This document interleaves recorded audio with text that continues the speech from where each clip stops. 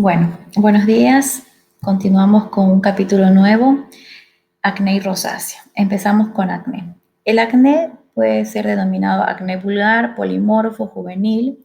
Como su propio nombre lo dice, es polilesional, es polimorfo. Encontramos varias lesiones que detallaremos en el cuadro clínico. Viene de la palabra griega acme, que significa punta. Es un estado obstructivo, inflamatorio de los folículos pilosebáceos de la cara y del tórax. Porque aquí encontramos estos folículos, recuerden, con estas glándulas sebáceas de mayor tamaño, en donde el folículo realmente el pelo es de menor grosor. La edad de presentación del acné pues está relacionada mucho con la edad de presentación de la pubertad. En las mujeres es un poco antes, entre los 12 a los 13 años, y en los varones entre los 13 a los 14 años. Y esta presentación clínica del acné puede variar entre 12 y 20 años, siendo más frecuente. Sin embargo, se puede presentar en pocos casos entre los 22, 23 hasta los 24 años de edad. Posteriormente, a los 25 años de edad, puede existir lo que es el acné del adulto, el acné persistente, que detallaremos después. Es muy común, afecta aproximadamente casi al 85% de los jóvenes. Es muy importante que mencionarles al paciente que vamos a controlar su dermatosis, más no a curarla, sino a controlarla para que tenga un buen aspecto estético y que sea llevadero, digamos, toda esta etapa de la pubertad. Tiene un sustrato genético multifactorial, así que es muy importante dentro de los antecedentes familiares del paciente preguntar mucho sobre quién en los antecedentes, papá, mamá, hermanos, ha tenido un acné incluso con secuelas. Vean cómo es frecuente en la frente, en las mejillas, bueno, la región submaxilar, todo lo que es la cara, en el 99% de los casos, y también lo que es el tórax y el 60% en lo que es el dorso. ¿Qué lesiones caracterizan al acné? La lesión elemental es comedón. Si ustedes ven comedones, eso es acné. Pueden ver pápulas, pueden ver pústulas, nódulos y quistes. Es decir, es un cuadro muy polilesional. Se clasifican las lesiones de acuerdo a cómo se van presentando. Existen lesiones no inflamatorias, inflamatorias y residuales. Las lesiones no inflamatorias tenemos la seborrea por hiperproducción del sebo en las glándulas sebáceas. Esto lleva a la formación de comedones cerrados y comedones abiertos que detallaremos en la fisiopatología. Las lesiones inflamatorias son las pápulas, las pústulas, los abscesos, y las lesiones residuales, que son las cicatrices del acné. Aquí vamos a hablar sobre la fisiopatogenia, por qué y cómo se forma este comedón. Entonces, este famoso comedón que ven acá se forma por este taponamiento folicular, y hay aquí el folículo pilosebáceo que está lleno de queratina, de sebo, de bacterias, y como está taponado se forma clínicamente este comedón abierto y este comedón cerrado. El comedón abierto es la espinilla, el punto negro, y el comedón cerrado es este sobrelevamiento de color piel que se denomina comedón cerrado. Entonces, primero tenemos, bueno, el folículo pilosebáceo, que hay una hiperkeratosis por los queratinocitos, entonces forman el microcomedón, que clínicamente no se observa. Hay un incremento por este estímulo hormonal de las glándulas sebáceas. Recuerden que es una glándula holocrina que tiene su estímulo por hormonas, por los andrógenos, en las mujeres por los andrógenos del ovario, suprarrenales, y en los varones por la testosterona, también de los testículos. Entonces hay un incremento en la pubertad de esta producción del sebo que se correlaciona con la edad que se presenta en las mujeres y en los hombres, y posteriormente existe ese taponamiento por esta hiperkeratosis folicular. Entonces se tapona este ostium folicular y clínicamente me da el comedón cerrado, ¿sí? Recuerden el comedón cerrado. Y cuando este poro está dilatado, me da el comedón abierto, que en cambio se da por esta queratina mezclada con melanina. Y luego esta irritación, esta inflamación por el desarrollo y proliferación del polimorfonucleares, por la presencia del Propionobacterium acnes que provoca irritación en las paredes también de este folículo, y la quimiotaxis de polimorfonucleares desarrolla esta lesión clínica que sería la pápula. Y posteriormente viene esta ruptura de la pared folicular y ocurre inflamación y del desarrollo de la pústula o el nódulo o el quiste. Un poco de lo mismo, proliferación, acumulación de sebo, el taponamiento folicular y la proliferación del Propionobacterium acnes en este folículo pilosebáceo y el desarrollo entonces de la comedogénesis. Luego viene la inflamación, esta quimiotaxis de polimorfonucleares, y el desarrollo de la ruptura de la pared del folículo y por ende la formación del nódulo o quiste en esta inflamación. Igualmente, repasamos la formación del microcomedón, que hay una hiperkeratosis del infundíbulo, hay una cohesión de estos corneocitos, hay un aumento de la secreción del sebo y acá ya produce una dilatación folicular, un taponamiento y se denomina ya el comedón como tal. Luego viene la inflamación y luego viene la ruptura folicular y la formación del nódulo quístico. Entonces, resumiendo esta etiopatogenia, tenemos estos 4 factores importantes en la patogénesis del acné, que es, primero tenemos entonces esta hiperproliferación, esta hiperkeratosis, esta obstrucción, este aumento, esta hipersecreción sebácea, esta presencia de Propionobacterium acnes con esta inflamación y ruptura del epitelio folicular que me lleva al desarrollo de las lesiones del acné. Y este es el cuadro que les mencioné en el libro, en donde en la inflamación perifolicular les encierra la proliferación del Propionobacterium acnes como esta bacteria anaerobia gram positiva y la inflamación que desarrolla esta ruptura del epitelio folicular clínicamente por la presencia de nódulos y quistes. Y esto es muy importante recordarlo en el momento del tratamiento porque hay diferentes medicación para actuar en cada uno de estos factores de la etiopatogenia. Muy bien, entonces, ¿cómo clasificamos al acné? El acné lo clasificamos como el grupo latinoamericano de estudios del acné, el GLEA lo clasifica en acné comedogénico, en acné papulopústula y en acné nódulo quístico. Y también existe otra clasificación de Brown-Falco, acné grado 1, grado 2, grado 3 y formas especiales de acné. Existen diferentes variantes del acné, entre ellas el acné fulminante. Esto es un acné de comienzo, de inicio agudo, abrupto, que lesiones como ustedes pueden ver, lesiones que tienden a la necrosis, a la ulceración, da mucho malestar general, es grave, da mucha ardragia, fiebre, cansancio, incluso hay alteraciones analíticas como leucocitosis, aumento de la eritrosedimentación y se da sobre todo en varones en la edad de 13 a 17 años. El acné conglobata, en cambio, tiene un curso más crónico, es un acné quístico grave, afecta también la cara, el tronco, son lesiones más nodulares, quísticas, es como les dije, es un desarrollo mucho más crónico, no tan agudo como el acné fulminante. En ocasiones incluso está relacionado con cierto tipo de genotipo y también se puede dar en el síndrome de ovario poliquístico. Otras formas especiales de acné, está el acné en la mujer adulta. La imagen me parece que además de mejillas, una presentación clínica típica del que me lleva a orientarme un poco más que sea un acné de la adulta. Bueno, uno es la edad, porque sobre todo se da en pacientes mayores de 25 años, que no es usual que el acné se presente posteriormente a los 25. Sobre todo esto se da en un 8 o un 10% de los casos y mucho menos después de los 35, pero aún así existe la presentación del acné del adulto en estas edades e incluso puede ser un acné persistente que se desarrolló en la adolescencia y continúa su curso, o es un acné que no tiene antecedentes como tales personales de acné en la adolescencia. Y esto hay que investigar mucho sobre irregularidades menstruales y determinar sobre todo hiperandrogenismo.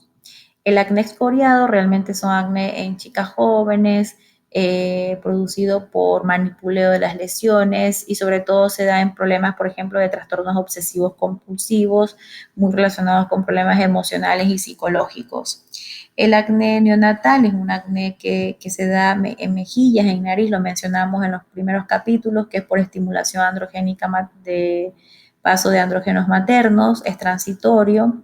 El acné mecánico es un acné más por abrasiones de tipo en pacientes que están sometidos a,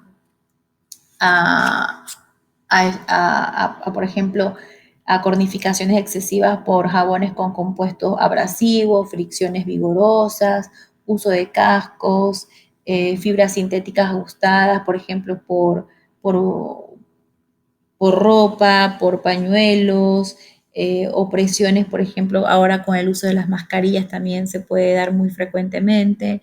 El acné cosmético, bueno, como es de uso por cremas, pomadas o maquillaje, podría darse más que todo en las mujeres.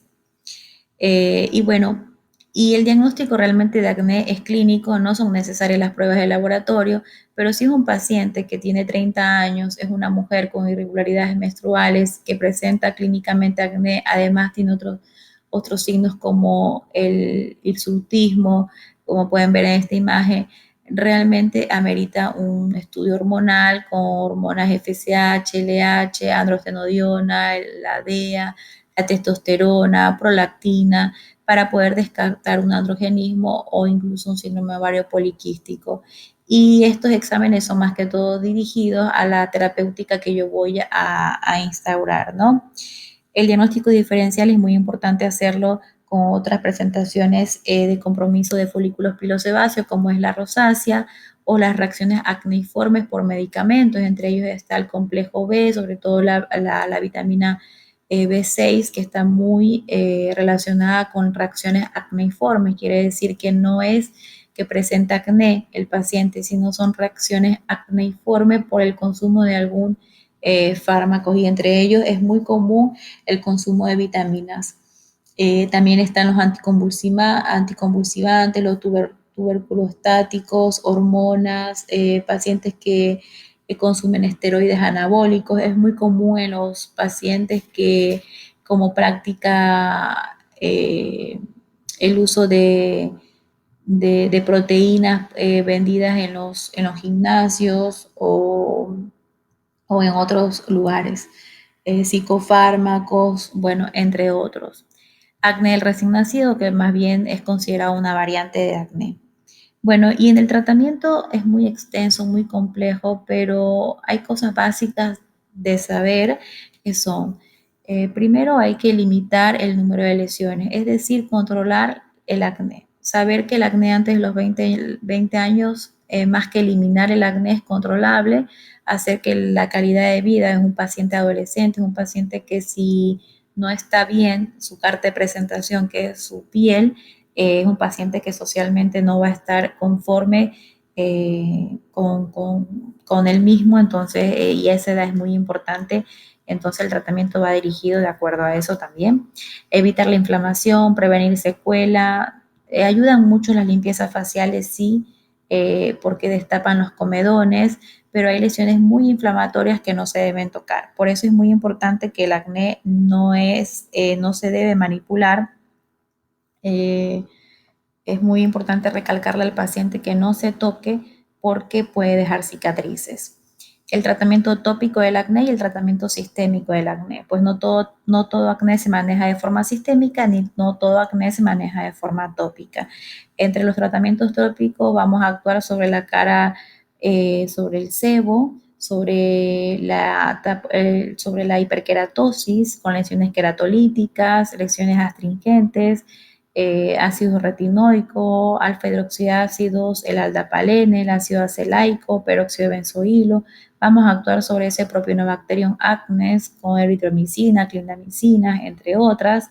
Y el tratamiento sistémico va dirigido a acné, digamos, de moderada a grave, como tetraciclina y la isotretinoína. Pero ojo con esta medicación, porque tengo y he tenido muchos pacientes donde la isotretinoína es muy recomendada por farmacéuticos y tomada sin ningún rigor, sin ningún examen de laboratorio previo y sin ningún control posterior. ¿Qué es lo que se debe y lo que no se debe hacer en el enfermo con acné? Realmente solamente recalco dos cosas importantes. Las dietas, realmente el paciente con acné, que es una pregunta muy frecuente, no es que debe dejar de consumir ningún tipo de alimento. Lo único sí científico y avalado es de que las dietas hipercalóricas sí están un poco más relacionadas con el desarrollo de lesiones acneiformes. Sin embargo, no es de que el paciente no pueda consumir tal o alimento o no, es más bien las calorías que puede tener cierto tipo de alimentos. Eh, el paciente puede recibir sol, puede realizar deportes, tiene que tener una vida normal y por eso necesita una buena consejería en cuanto a su tratamiento. Y de ahí, bueno, esto es importantísimo, el no manipuleo de las lesiones. Esto es un poco una tablita de lo que dependiendo del grado de acné, si son lesiones solamente comedogénicas, si es un acné inflamatorio, si es un acné que es más bien por trastornos hormonales, qué es lo que tengo que usar. Hablaremos dos, tres palabras de rosácea. Realmente la rosácea es un trastorno que hay una vasodilatación a nivel de los capilares, a nivel de los vasos sanguíneos de la cara. Hay una reactividad de los capilares, hay una inflamación crónica de las unidades pilosebáceas faciales. A lo contrario de acné, realmente es una dermatosis más frecuentemente en mujeres. En pacientes con una etnia, un fototipo más bien 1 o 2, en mujeres más bien que tienden a la menopausia, 40, 50 años. Se caracteriza por eritema, telangiectasia, pápulas y pústulas que veremos a continuación y no presenta comedones como en el acné. Su presentación más es a nivel facial, hay el típico flushing a nivel del cuello que da un rubor, también es una presentación clínica de la rosácea y vean cómo no afecta el tronco ni el dorso.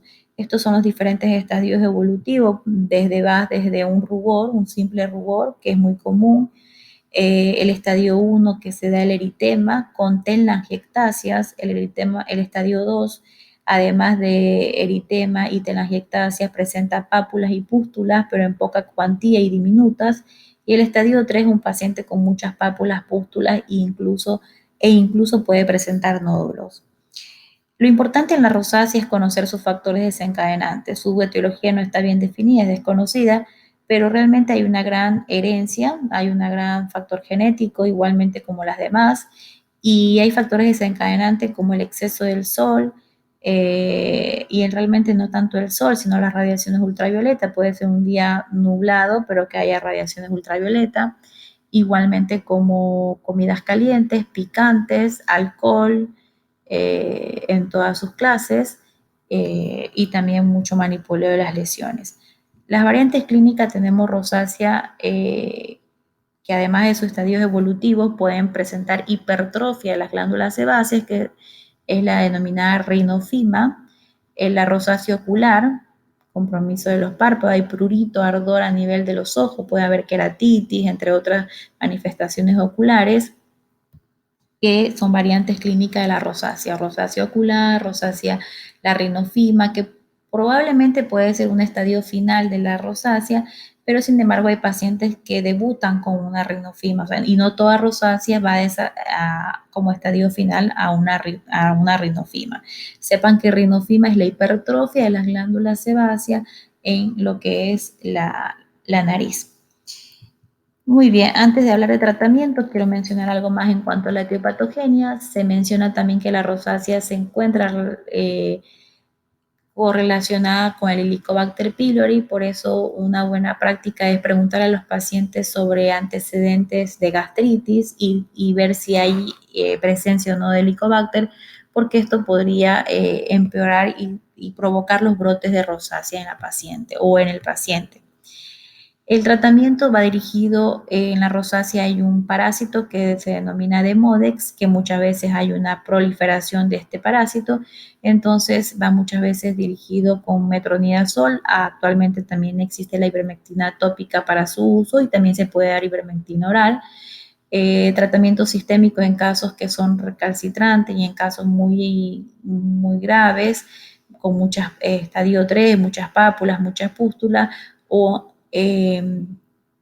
podemos usar tratamiento por vía sistémica con minociclina, doxiciclina, tetraciclinas, entre otras, ¿no? Y en casos también muy recidivantes, tenemos la isotretinoína, que se usa a bajas dosis, y bueno, y esto es para saber que no se puede usar en mujeres embarazadas, y en mujeres en edad fértil se debería acompañar de anticonceptivos orales.